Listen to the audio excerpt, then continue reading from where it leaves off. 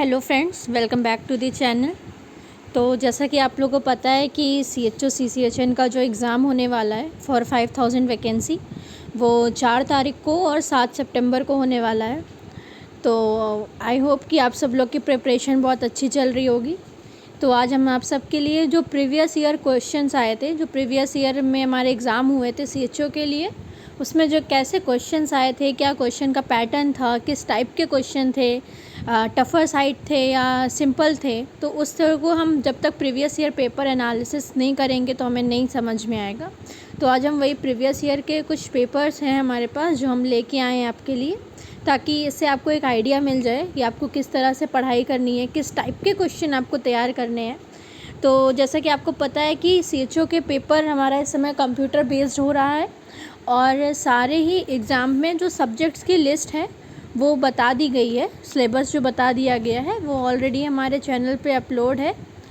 फिर उसके बाद आपको उसमें कुछ क्वेश्चंस की नंबरिंग है कि मिडवाइफरी से 8 क्वेश्चन आएंगे, कम्युनिटी से 8 क्वेश्चन आएंगे, इसी तरह हर सब्जेक्ट से 8 क्वेश्चंस आएंगे। तो आज हम सब्जेक्ट वाइज देखेंगे कि प्रीवियस ईयर में किस तरह से सब्जेक्ट वाइज क्वेश्चन आए थे और किस टाइप के क्वेश्चंस आए थे, ताकि ये प्रिपरेशन में हेल्प कर सके। So let's start with first question. First question is, babies born through IVF or in vitro fertilization technique are called. जो बच्चे IVF और in vitro fertilization technique से होते हैं उन्हें हम क्या कहते हैं? तो ऑप्शन है artificial babies, test babies, tube babies और टेस्ट ट्यूब बेबीज़। तो इसमें सिंपल सा आंसर है, आर्टिफिशियल बेबीज़ नहीं होंगे, टेस्ट बेबीज़ कुछ ऐसा कोई वर्ड नहीं होता, ट्यूब बेबीज़ नहीं होते, तो the option is test tube babies.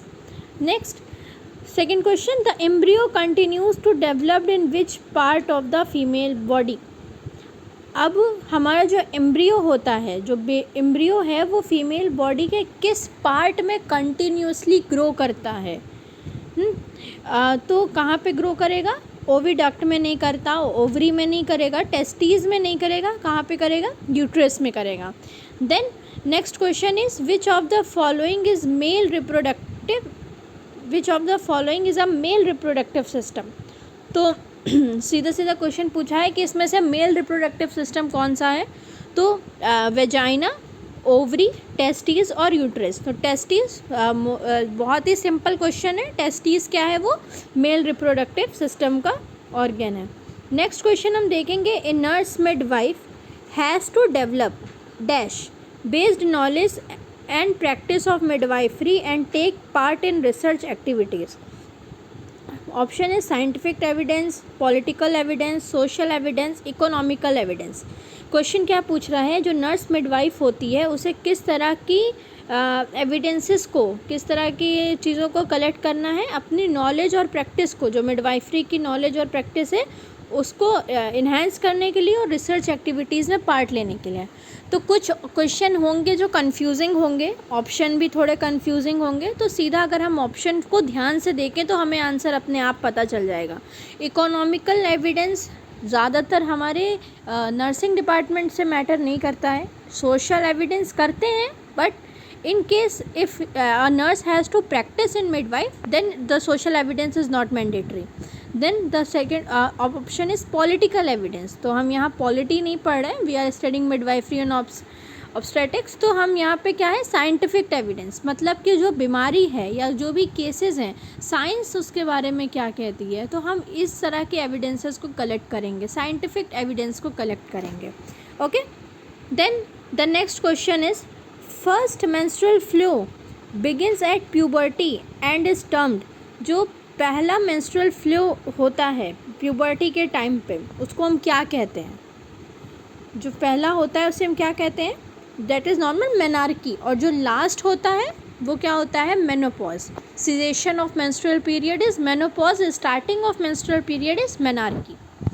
Then next question is, the ovary produces female gametes called. जो ओवरी है वो फीमेल गैमेट्स प्रोड्यूस करती है, उन्हें क्या कहते हैं? तो ओवरी क्या प्रोड्यूस करती है? ओवा प्रोड्यूस करती है, एक्स प्रोड्यूस करती है. ठीक है. और स्पर्म्स हमारे मेल टेस्टिस उसमें प्रोड्यूस होते हैं. ठीक है. Then the question, next question is, the period of life when the body undergoes changes leading to reproductive maturity is called. मतलब वो कौन सा पीरियड है लाइफ का जब बॉडी हमारी चेंज होती है, जब रिप्रोडक्टिव मैच्योरिटी आती है, तो कौन से पीरियड में आती है? तो इन्फेंसी में नहीं आएगी, चाइल्डहुड में भी नहीं आएगी, एडल्टहुड में भी नहीं आएगी। Then the answer is adolescence. तो एडोलसेंस का जो पीरियड होता है उसमें क्या होगी? प्यूबर्टी स्टार्ट होती है, मेनार्की होती है, ब्रेस्ट डेवलपमेंट होते हैं, मेल्स में वॉइस जो है वो भारी होने लगती है, बियर्ड आने लगती है, हेयर ग्रोथ होते हैं, ठीक है। तो ये सारी चीज़ें हम एडोलसेंट एज में देखेंगे। Then the next question is the female pelvis exist exactly in which part of body. अब यहाँ पे एनाटॉमी से भी एक क्वेश्चन पूछा है मिडवाइफरी से रिलेटेड कि जो फीमेल पेल्विस होता है वो एग्जैक्टली किस पार्ट में पाया जाता है, मतलब बॉडी के किस पार्ट में होता है। तो ऑप्शन अगर देखें, it is located between the upper and the lower part of the abdomen, कि अब अपर और लोअर पार्ट ऑफ एब्डोमेन के बीच में होता है, नहीं। Next option is the upper part of the abdomen, नहीं है। The lower part of the hip bones भी नहीं है। तो the option is the large lower part of abdomen is called, it is located between the hip bone. मतलब जो हमारा pelvis होता है वो कहाँ पे होता है? Lower part of the abdomen में।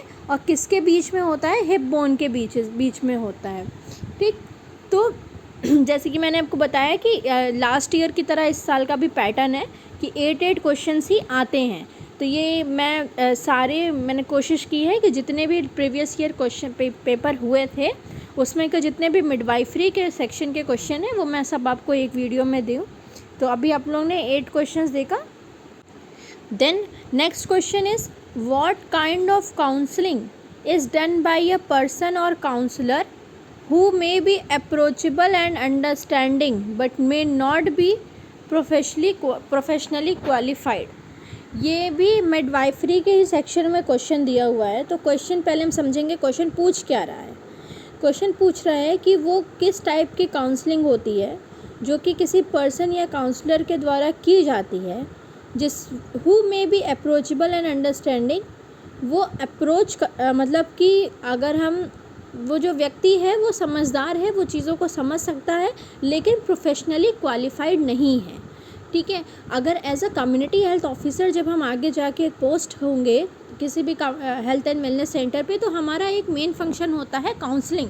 तो काउंसलिंग में क्या है कि हमारे पास कोई पीएचडी डिग्री या डिग्री होल्डर नहीं है हम काउंसलिंग में, लेकिन हम क्या कर रहे हैं, उसको काउंसल कर सकते हैं related to all subjects about the health, चाहे वो फैमिली प्लानिंग हो, हाइजीन हो, एडल्ट का कुछ एडोलसेंस हेल्थ हो, फीमेल हेल्थ हो, चाइल्ड पीडियाट्रिक की कोई चीज़ें हों, ठीक है। तो हम सारी चीज़ों को काउंसल करते हैं। तो हमें लेकिन प्रोफेशनली क्वालिफाइड मीन्स, हाँ हम उस सब्जेक्ट में प्रोफेशनली क्वालिफाइड हैं, लेकिन हमारे पास अलग से काउंसलिंग की कोई डिग्री नहीं है। तो वो कौन सी होगी? पहला प्रोफेशनल काउंसलिंग, सीधे सीधे बोला है, but may not be professionally qualified. तो हमारा क्वेश्चन में ही आंसर छिपा हुआ है कि अगर वो प्रोफेशनली क्वालिफाइड नहीं है दैट मीन्स प्रोफेशनल काउंसलिंग नहीं होगा। देन है नॉन स्पेशलिस्ट काउंसिल, नहीं। सब्सटेंशियल काउंसलिंग भी नहीं। तो इनफॉर्मल काउंसलिंग, हम लोग ने कम्युनिकेशन सुना होगा ना, formal communication and informal communication. Formal communication क्या होता है? जब हम किसी पर्टिकुलर चीज़ या किसी पर्टिकुलर प्रोफेशन, किसी पर्टिकुलर वर्क को लेके कम्युनिकेट करें, that is called formal communication. एक मीटिंग में एक बॉस और उनके एम्प्लॉयज़ के बीच का जो कम्युनिकेशन है that is called formal communication. Informal एक दो दोस्तों के बीच में जो बात हो रही है, तो that is called informal communication. उसी तरह प्रोफेशनल बात नहीं हो रही है लेकिन हम फिर भी उनको समझा रहे हैं, that is called informal counselling. Next question is which of the following is a common type of female pelvic shape which features such as round, shallow and open। तो सीधा अगर हम पूरा क्वेश्चन भी ना देखें तो यही पूछा है कि common type of female pelvic क्या होता है। तो सबको पता है कि common type of female pelvics क्या है हमारा, that is gynaecoid pelvis. Then which of the following goal are you aiming for when you teach a pregnant woman how to do Kegel exercise. अगर हम किसी प्रेग्नेंट वुमेन को Kegel exercise के बारे में समझा रहे हैं तो हम क्या चीज़ समझेंगे कि मतलब हमारा एम क्या होगा, हम क्यों उसको कीगल एक्सरसाइजेस समझा रहे हैं। ऑप्शन सीधा सीधा है, increase pelvic muscle tone. Kegel exercise में क्या करते हैं, हम मदर को बोलते हैं कि जो फीमेल होती है उनको क्या कहते हैं, उनको कहते हैं कि कांटेक्ट करें, अपनी जो लोअर पेल्विक की मसल्स हैं उनको अंदर की तरफ खींचने की कोशिश करें, देन रिलैक्स करें, कांटेक्ट करें, रिलैक्स करें। तो ये हम प्रेग्नेंट वुमेन को टीच करेंगे ताकि उनकी पेल्विक मसल टोन वो है इंक्रीज़ हो सके। दूसरा एक और क्वेश्चन बन सकता है कि जो यूट्राइन प्रोलैप्स होता है आफ्टर 40 ईयर्स या 45 ईयर्स जो एल्डर ओल्ड एज में, तो हम उसमें क्या, अगर उसमें है फर्स्ट डिग्री यूट्राइन प्रोलैप्स हो रहा है, तो हम उसमें क्या उनको सजेस्ट करते हैं as a community health officer, जो हम प्राइमरी हेल्थ सेंटर पे जो हम उनको समझाते हैं, क्या समझाते हैं, कीगल एक्सरसाइजेस करना, कि आप कीगल एक्सरसाइजेस करिए अगर फर्स्ट डिग्री है, देन हम उनको आगे की तरफ रेफ़र करते हैं। Okay, then next question is crude birth rate is calculated by. मैं बहुत अच्छे से फोकस करवाना चाहूँगी कि आप लोग इस टाइप के क्वेश्चन ज़रूर पढ़िएगा। What is crude birth rate, what is, किस तरह से हम कैलकुलेट करेंगे, IMR कैसे कैलकुलेट करते हैं, MMR कैसे कैलकुलेट करते हैं। तो ये सारे क्वेश्चंस पे हमें फोकस रखना है क्योंकि हम कम्युनिटी हेल्थ ऑफिसर का पेपर दे रहे हैं, तो कम्युनिटी से रिलेटेड जो भी चीज़ें होंगी वो ज़्यादा पूछी जाएंगी। Then the option is dividing the total population by the number of birth in 1 year. तो जितनी भी टोटल पॉपुलेशन है उसको हम डिवाइड करेंगे कितने बर्थ हुए हैं एक साल में, मतलब उस पॉपुलेशन में कितनी बर्थ हुए हैं एक साल में, उसको हम डिवाइड करेंगे टोटल पॉपुलेशन से, तो that is called crude birth rate. ठीक है, next question is which of the following statement related to in vitro fertilization is correct. In vitro fertilization से रिलेटेड कौन सा स्टेटमेंट करेक्ट है। Fertilization take place inside the baby via test tube. Fertilization जो होता है वो test tube के through place करता है, नहीं, हम मदर के वोम में टेस्ट ट्यूब थोड़ी डालते हैं। तो वो एक नाम है इन विट्रो फर्टिलाइजेशन या टेस्ट ट्यूब बेबी, क्योंकि हम उसको बाहर लैब में क्रिएट कर रहे हैं, ना कि हम मदर के वोम में टेस्ट ट्यूब डाल रहे हैं। तो next question is fertilization of male and female gametes take place at 40 degree celsius. Wrong है। Next option is the ovum is fertilized with the sperm outside the body of the women. तो जो क्या mainly क्या होता है कि जो ovum है और जो स्पर्म है वो क्या होता है कि फीमेल बॉडी के आउटसाइड हम उसको फर्टिलाइज़ करवाते हैं एक टेस्ट ट्यूब के थ्रू, देन हम उसको मदर के वोम में इम्प्लांट करते हैं।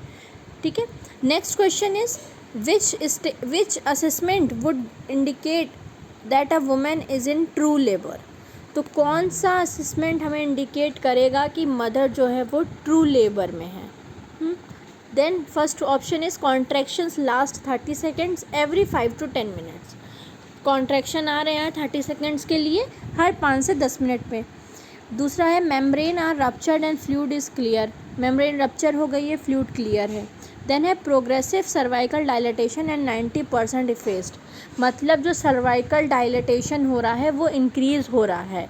ऐसा नहीं है, कुछ कंडीशंस में क्या होता है ऑब्स्ट्रक्टेड लेबर में या प्रोलॉन्ग लेबर में कि मदर को पेन तो हो रहा है लेकिन उनका जो सर्विक्स है वो डायलेट नहीं हो रहा होता है, तो हम उसको क्या एक ट्रू लेबर या एक नॉर्मल लेबर के उसमें रखेंगे, नहीं। उसमें क्या होगा कि उनका जो प्रोग्रेसिव सर्वाइकल डायलेटेशन होना compulsory. Then next question, in which year did Madras Presidency succeed in enacting the Madras Nurse and Midwives Act to promote the hiring of registered midwife for service during childhood? ये थोड़े से tough side के question हैं, इनको हम कह सकते हैं कि हाँ ये टफर साइड के क्वेश्चन है। तो देखिए, अब ऐसा नहीं कि एक दो क्वेश्चन हमें दिख गया तो हम ईयर्स पे ज़्यादा फोकस करेंगे। सबसे पहले अपना जितना भी बेसिक है, ऊपर अभी हमने जितने भी क्वेश्चंस देखे, अगर हमारा बेसिक कॉन्सेप्ट क्लियर है तो हम उन सारे क्वेश्चंस को प्रॉपरली कर सकते हैं। तो हमें क्या करना है, अपने पहले बेसिक कॉन्सेप्ट को क्लियर करना है, ईयर्स वगैरह जो इम्पॉर्टेंट है उनको पढ़ना है। इस टाइप के कुछ क्वेश्चंस आते हैं तो हमें अगर हमें मिल जाता है बुक में, हम पढ़ रहे हैं तो अच्छी बात है, नहीं तो कोई ज़्यादा उसमें घबराने वाली बात नहीं है कि हम इस तरह के क्वेश्चंस ढूंढना शुरू कर दें नेट पे या उसको सर्च करना स्टार्ट कर दें, उनको रटना शुरू कर दें। ठीक है, तो कौन से ईयर में मद्रास प्रेसिडेंसी सक्सीड हुई थी इनैक्ट करने में? Madras nurse and midwifery act to promote the hiring of registered midwife for service during childbirth. तो कौन सा ऑप्शन सही है इसमें? 1926 में। ठीक है, next question is the cessation of menstrual cycle at the end of a woman reproductive year is refer to as menopause. अभी जैसे हमने स्टार्टिंग में क्वेश्चन देखा था, उसमें क्या था कि मेनार्की क्या होता है, अब पूछा मेनोपॉज क्या होता है।